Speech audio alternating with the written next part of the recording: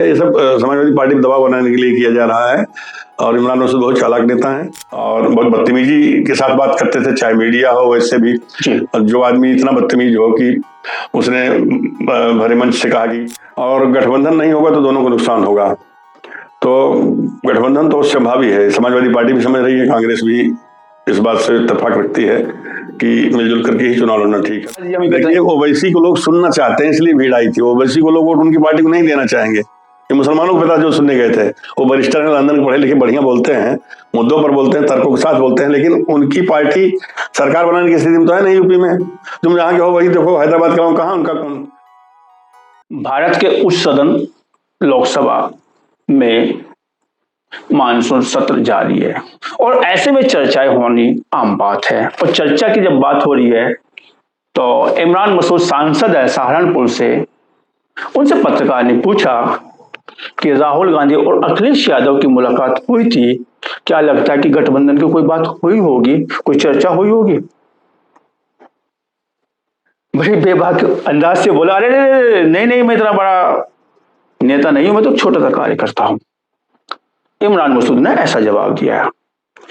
एक तरफ तो उनका यह बयान है कि मैं छोटा सा कार्यकर्ता हूं, दूसरी तरफ उनको देखा जाए तो तमाम तरह के बयान आते हैं कि सातों को लड़ाऊंगा, सातों को जिताऊंगा। जनपद सहारनपुर की बात करते हैं, कभी बोलते हैं कि जय पूरे प्रदेश में 403 पे कांग्रेस लड़ेगी, गठबंधन से बाहर आके लड़ेगी। तमाम इस तरह की चर्चाएं हैं। मतलब ये कह दीजिए कि पटल से बाहर आके, शीर्ष नेतृत्व के पटल से बाहर आके भी अपनी बात बेबाकी से करते हैं और तरह तरह के उनके बयान आते हैं। आखिर इमरान मसूद और गठबंधन किस ओर जा रहे हैं, बात करेंगे, चर्चा करेंगे। हमारे साथ में राजनीतिक विश्लेषक अविंदर कमल जी, आपका बहुत स्वागत है। धन्यवाद। तमाम तरह के बयान आते हैं सहारनपुर सांसद इमरान मसूद के। हाल फिलहाल में जो सदन में उन्होंने बयान दिया है कि नहीं मैं इतना बड़ा नेता नहीं हूँ, छोटा सा कार्यकर्ता हूँ कि मैं राहुल गांधी और अखिलेश यादव को फेस कर जाऊं, या गठबंधन की क्या नीति बनी है, क्या मुलाकात हुई है, मैं इतना नहीं जानता हूँ। क्या कहना चाहेंगे? एक तरफ इमरान मसूद के तमाम बयान है, एक तरफ इमरान मसूद की ये बात है कि मैं छोटा सा कार्यकर्ता हूँ, कैसे देखते हैं, क्या कहना चाहेंगे? देखिए, जहाँ तक सन 27 विधानसभा चुनाव की बात है तो अभी तक तो यही लक्षण है कि कांग्रेस और समाजवादी पार्टी मिलकर चुनाव लड़ेंगे। अब सीट बंटवारे को लेकर के जरूर पेच फंस रहा है। कांग्रेस इस बार चाहती है कि वो ज्यादा सीटों पर चुनाव लड़े, इसीलिए इस पर दबाव बनाने की कोशिश की जा रही है। इमरान मसूद ने अभी जो हाल में बयान दिया यहाँ पर कि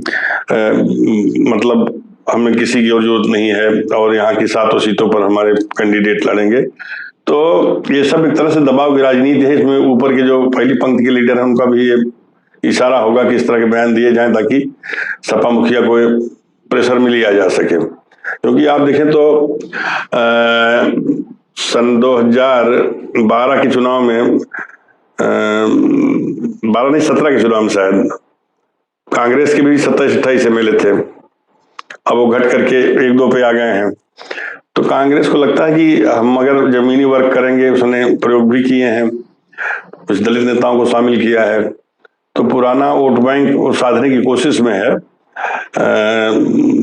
इस लिहाज से आप देखिए तो कांग्रेस अपनी दावेदारी ज्यादा सीटों पर कर रही है और गठबंधन नहीं होगा तो दोनों को नुकसान होगा। तो गठबंधन तो संभावी है, समाजवादी पार्टी भी समझ रही है, कांग्रेस भी इस बात से इत्तेफाक रखती है कि मिलजुल करके ही चुनाव लड़ना ठीक है। अब जैसे कि ओवैसी आए थे तो ओवैसी ने भी बयान दिया कि हम भारतीय जनता पार्टी को रोकने के लिए इन दलों से गठबंधन करने को तैयार हैं, क्योंकि उनको पता है कि सब लोग मिलजुल कर मुकाबला करेंगे तभी कुछ हो सकता है। ओवैसी की वही स्थिति है जो चंद्रशेखर की स्थिति है। ओवैसी भी इकलौते सांसद हैं, उन्हें पूरा देश जानता है। चंद्रशेखर को उतने लोग नहीं जानते, लेकिन हिंदी पट्टी के लोग जानते हैं कि चंद्रशेखर कोई युवा नेता है। दूसरी चीज है कि पिछली बार जब बिहार विधानसभा चुनाव हुआ था तो उन्होंने सीमांत क्षेत्रों में अपने प्रत्याशी उतारे थे, जिसमें 5 जीत गए थे और 5 सीटें वैसी वही जीते थे जो मुस्लिम बाहुल्य थी। जैसे बिहार का एक जनपद है किशनगंज, वहां मुस्लिम आबादी ज्यादा है हिंदुओं की अपेक्षा के, तो उस वजह से जीत गए थे। बाद में इनके जो पार्टी के नेता थे, विधायक MLA बने थे, वो सब पार्टी छोड़ गए। तो उत्तर प्रदेश से ओवैसी को पता है कि उनका कैंडिडेट जहां से भी लड़ेगा 2-4-5 हजार वोट पाएगा और कटवा की भूमिका में होगा। इसीलिए चाहते हैं कि सहयोग मिल जाए तो हम जो है सरकार में भी शामिल होंगे, सरकार बनने की स्थिति आती है। लेकिन अभी तक उनको कोई इस तरह से उनके मतलब प्रस्ताव पर कोई मुहर नहीं लगा रहा है। अखिलेश कभी नहीं चाहेंगे ओवैसी आए गठबंधन में, क्योंकि उनका मुस्लिम वोट बैंक खिसकेगा और उत्तर प्रदेश में मुसलमान वोट मुझे जो लगता है वो फिर से बिखरेगा। सहारनपुर से ही आप देख लीजिए, एक एक सीट पर 2-2, 3-3 मुसलमान खड़े हो रहे हैं। जो ओबीसी अपना प्रत्याशी देहात सीट से खड़ा करेंगे, बसपा ने फिरोज आफ्ताब को खड़ा किया है, समाजवादी पार्टी आसू मलिक को खड़ा करेगी, तो मुसलमान वोट तो ऐसा है नहीं कि जो फिरोज आफ्ताब को वोट नहीं मिलेगा। और यही बंटवारा ऐसा हो सकता है कि देहात में भी इस बार भारतीय जनता पार्टी की जीत हो जाए। ऐसे सदर सीट को ले लो, बेहट को ले लो, तो भाजपा के लिए तो जीत का सेहरा ये लोग खुद ही तैयार कर रहे हैं। मतलब आप ये कहना चाह रहे हैं जहाँ पे 2022 में भाजपा कमजोर सिद्ध हुई है, चाहे देहात की बात कर लीजिए, चाहे आप सीटें की बात कर लीजिए और सदर की बात कीजिए, सदर भी जीत गए लेकिन बहुत मामूली से अंतर से। नकुल में भी यही स्थिति बनी, जीते हैं तो बहुत मामूली अंतर से। तो लगता है कि जाए इस बार इन सिर्फ फोटोलर की वजह से जाए, देखिए बीजेपी को भाजपा के जो वर्तमान विधायक है उनमें अधिकांश की रिपोर्ट बड़ी खराब पाई गई है और उनको लेकर जनता में विद्रोह भी है, मतलब आक्रोश है, विद्रोह कर रहा हूँ। लेकिन जो समीकरण बन रहे हैं ना वो भाजपा के ही पक्ष में जा रहे हैं। कारण क्या है कि विकल्प नहीं है, विकल्प नहीं है। मुसलमान अगर एकजुट होकर समाजवादी पार्टी को वोट करेगा तभी वो मजबूत स्थिति में पहुंचेगी, वरना किसी पार्टी के पास अब कोई सौदा नहीं है। चंद्रशेखर तो इसी स्थिति में आएंगे नहीं, सरकार बना लें, उनके 1-2 MLA जीत जाए बड़ी बात है। बसपा का भी हाल, बसपा का तो जो है वो रिमोट बीजेपी के हाथ में है। देखिए आकाश आनंद कहाँ निकलने पा रहे हैं, मायावती खुद कहीं नहीं निकल रही है, तो अपने कैंडिडेट लड़ा देंगी, 2-4 जीत गए नहीं तो वो भी दफन है पार्टी। और रालोद का आप देखिए जयंत चौधरी भाजपा के साथ ही आ गए हैं, तो एलायंस में जो उनको सीटें मिलेंगी उस पर अपने कैंडिडेट लड़ाएंगे। 5-7 विधायक पहले रुक पाएंगे एलायंस में बीजेपी के? नहीं बिल्कुल रुकेंगे, केंद्र में मंत्री हैं सब, उनके भी विधायक मंत्री बना दिए गए, अनिल कुमार मुजफ्फरनगर का जी सीट वाले। तो ये स्थिति कहाँ थी, अगर वो सभा में ही रहते तो क्या होता, मंत्री बन पाते क्या केंद्र में? और सरकार के खिलाफ रहने पर तमाम सारी विसंगतियों का सामना करना पड़ता है। तो अब विधानसभा चुनाव में भी रालोद इन्हीं के साथ रहेगा, भारतीय जनता पार्टी के। और अपना दल हुआ, निषाद पार्टी हुई, सुहेल देव, सुभाष ओम प्रकाश राजभर, ये सब बीजेपी के साथ है। तो बीजेपी की सफलता का सबसे बड़ा राज है कि उसके पास ब्राह्मण ठाकुर बन गया, तो इनका कोर हो गया। अब पिछड़ों में आई है तो सारी पार्टी के बड़े लीडर सब उसके साथ हैं, उसमें मंत्री चाहे ओम प्रकाश राजभर हो, चाहे वो संजय निषाद हो, और ये यहाँ वाले मेरठ वाले खटीक साहब हो, हर बिरादरी के उनके पास लीडर हैं। इसीलिए उन्होंने संगठन में किसी जाटो बिरादरी को महत्व नहीं दिया। पश्चिम उत्तर प्रदेश में आप देख लीजिए, मुसलमानों को कोई सवाल ही नहीं होता, ना तो मुसलमानों को बीजेपी टिकट देती है, ना मुसलमानों को संगठन में रखती है। मुस्लिम समाज के लोग एक आध मंच बना करके भले बीजेपी के साथ हैं, लेकिन उनको टिकट मिलेगा उस पोजीशन में नहीं पाया जाए। तो इसलिए मुख्य लड़ाई तो बीजेपी और सपा के बीच होगी। विकास बड़ा मुद्दा रहेगा या बाबा का चेहरा बड़ा मुद्दा रहेगा? विकास कभी मुद्दा चुनाव नहीं रहता। बाबा का चेहरा बड़ा मुद्दा रहेगा क्या उत्तर प्रदेश में? बाबा का चेहरा तो अपनी जगह पे है ही है, योगी आदित्यनाथ जी का। भाजपा चाहती है कि चंदा चोरी पर ही चुनाव हो। उसकी वजह यह है कि उस बहाने भारतीय जनता पार्टी को समाजवादी पार्टी के पाप खोलने का मौका मिल रहा है। चाहे वो रामगोपाल यादव को उस दरमियान लोकसभा में दिया गया बयान, जब कह रहे हैं कि मुझे कोई हिंदू वोट नहीं चाहिए, मस्जिद के गुंबद पर जो चढ़ गया उसको मुलायम सिंह उतरने नहीं दिया। तो अब वो सारी चीजें जो हैं वो मतों का ध्रुवीकरण करेंगी और सपा को इसका नुकसान होगा। और देखिए अखिलेश यादव भी मुख्यमंत्री रहे 5 साल, नहीं वो दोनों नाव पर पैर रख के चल रहे हैं। तो राजनीति में ऐसा नहीं होता है, आपका तस्वीर साफ होनी चाहिए, आपका एजेंडा क्लियर होना चाहिए। एक तरफ तो आपके प्रवक्ता राजकुमार भाटी लक्ष्मण यादव ब्राह्मणों, ठाकुरों, देवी देवताओं, मंदिरों, मूर्तियों, पोथियों, पंडितों को गालियां दे रहे हैं। वो कहते हैं कि धर्म कुछ ही नहीं, मूर्तियां पत्थर की हैं, कहाँ लोग पागल हुए हैं। आपकी बेटी आपकी पत्नी जा रही है वहां काल भैरव को दर्शन कर रही है बनारस में, आप अपने यहाँ वो बद्री केदारनाथ का भव्य मंदिर बना रहे हैं। तो मुसलमानों का वही ना कि उनका कोई लीडर नहीं उत्तर प्रदेश में। अगर मुलायम सिंह इतने मुसलमानों की हिमायती थे तो आजम खान का चेहरा मुख्यमंत्री के रूप में पेश किए होते, 2012 में बना देते मुख्यमंत्री। तब तो मैं मानता कि आप बहुत उदार थे। मुसलमानों का केवल इस्तेमाल किया गया है। कांग्रेस तब भी ठीक थी मुसलमानों को लेकर के, लेकिन ये जो पार्टियां हैं, समाजवादी पार्टी ने वोट लिया खूब, बहन जी ने भी लिया, मुस्लिम समाज के लोगों को टिकट दिया, उन लोगों को जिनके पास पैसे थे मंत्री बनाया, विधायक बने लोग। लेकिन अब कहाँ, तो ओवैसी का तो यही जोर है ना कि अपना लीडर तैयार करो, लेकिन तैयार कैसे होंगे? अभी भी सर्वाधिक वोट मुसलमानों को समाजवादी पार्टी को ही जाएगा, क्योंकि लोगों को पता है कि भाई ओवैसी को वोट देकर क्या पानी में डालेंगे, उनका कभी कैंडिडेट जीता थोड़े है। जहां जहां कैंडिडेट खड़े करेंगे सब वैसे भाई जिनको कहीं से नहीं मिल रहा वोट, अरे वो टिकट चलो हमारे यहाँ से ले लो। नहीं, क्या लगता है कि ओवैसी साहब जो बीजेपी को लाभ देने के लिए आ रहे चुनाव के एंड टाइम पे, वो ओवैसी साहब को भी दिखाई नहीं दिया। सहारनपुर में तो कम से कम ऐसे कोई उससे पहले उत्तर प्रदेश में कभी दिखाई नहीं दिया, लेकिन चुनाव के एंड मौके पर जब ऐसा कोई ठेका थोड़ा छूटा है बीजेपी को लाभ, उसमें समीकरण ऐसे बनते हैं। अब जहां वो मुस्लिम कैंडिडेट खड़ा करेंगे 4-5 हजार वोट ले जाएगा ना, और उनका वोटर कौन है? केवल मुस्लिम समाज। तो वो किसका नुकसान हुआ? समाजवादी पार्टी का। इसीलिए लोगों को आने का मौका मिलता है कि लाभ किसे मिलेगा? कि भाजपा का एजेंट है, भाजपा को लाभ मिलेगा और किसको मिलेगा? लड़ाई तो भाजपा, भाई मुस्लिम वोट किसका है? सपा का है। तो भाजपा इस्तेमाल करें क्या जैसे लोगों का? नहीं वो वैसी बी टीम माना भी आता है नहीं, वो राजनीतिक महत्वाकांक्षा लाइट जलवा के दिखवाई, एक बार दिखा दीजिए, सरकार को दिखा दीजिए। ओवैसी को लोग सुनना चाहते हैं इसलिए भीड़ आई थी। ओवैसी को लोग वोट उनकी पार्टी को नहीं देना चाहेंगे। ये मुसलमानों को पता जो सुनने गए थे, वो बरिस्टर हैं, लंदन पढ़े लिखे, बढ़िया बोलते हैं, मुद्दों पर बोलते हैं, तर्कों के साथ बोलते हैं, लेकिन उनकी पार्टी सरकार बनाने की स्थिति में तो है नहीं यूपी में। तुम जहाँ के हो वही देखो, हैदराबाद का कहाँ उनका कौन? तो वो जैसे चंद्रशेखर ने बताया ना कि चंद्रशेखर जैसे, लेकिन चुनावी जंग में फिर ये सब तितर बितर हो जाते हैं ऐसी पार्टियां, उनका कोई। अभी बसपा का वोट बैंक जो है वही आप देख ली पूरे प्रदेश में। बसपा वाले कहा जाता है कि मरा हुआ हाथी भी 9 लाख का होता है।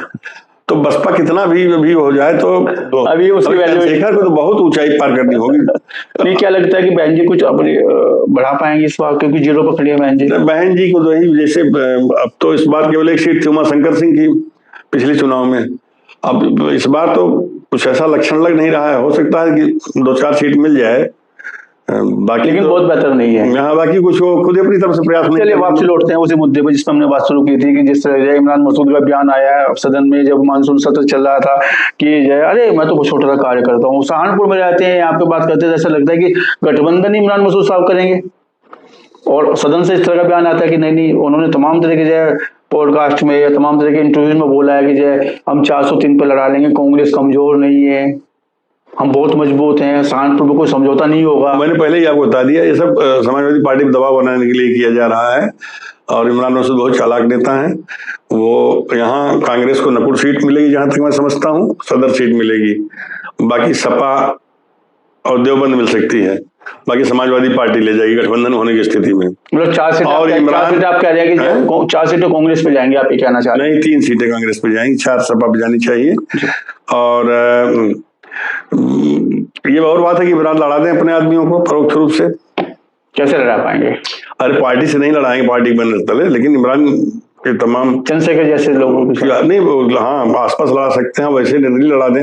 इमरान खुद निर्दलीय लड़ के चुनाव जीते थे, विधायक बने थे, जब ये बेहट वाली सीट पुरानी जब इसका क्या नाम था मुजफ्फराबाद, तो उन्होंने जगदीश राणा तत्कालीन कैबिनेट मंत्री को हरा दिया था।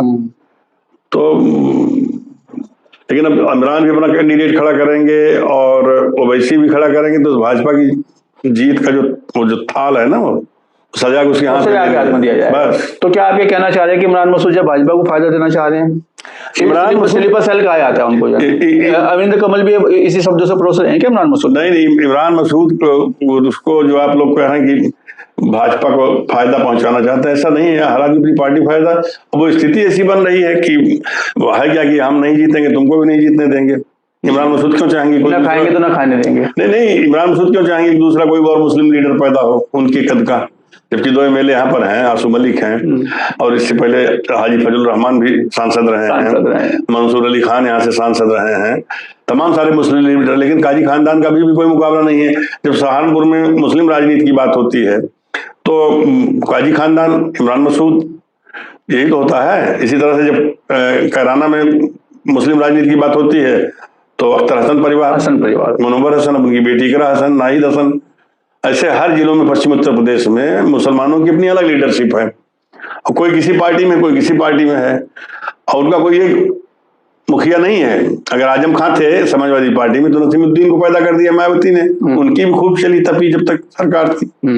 डॉक्टर मसूद कभी हुआ करते थे, शिक्षा मंत्री रहे, बसपा में थे, बसपा ने भी मुस्लिम लीडर खड़े किए, लेकिन चूंकि आजम खान ज्यादा आक्रामक थे, बहुत तनाव शनाव बोलते थे और बहुत बदतमीजी के साथ बात करते थे, चाहे मीडिया हो वैसे भी। जो आदमी इतना बदतमीज हो कि उसने भरे मंच से कहा कि तत्कालीन डीएम को कि किस मानस को पैदा किया, जाओ उसकी कोख पर लात मार करके आओ, तो ये किसी नेता की शोभा नहीं देता। हाँ, तनखैया इनसे जूता साफ करवाऊंगा। अब आज आजम खान का जो हश्र हुआ है और उनकी बदतमीजियों की वजह से हुआ है। वो भाषण जब सपा सरकार से भी तकरीरों में किस तरह से वो बदतमीजी करते थे आजम खान। तो क्या लगता है कि समाजवादी पार्टी में भारी पड़ेंगे इमरान मसूद सहारनपुर में? नहीं, यहाँ देखिए वोटों को देखा जाता है, आप कह रहे हैं कि सर ध्रुवीकरण की राजनीति की यहाँ बीजेपी को ज्यादा सीटें मिल सकती हैं, बशर्ते कि बीजेपी ने अगर पुराने चेहरे उतारे तो नुकसान होगा। और 5 एमएलए हैं बीजेपी के, तो मेरा ख्याल है कि 4 लोगों को टिकट कटेगा।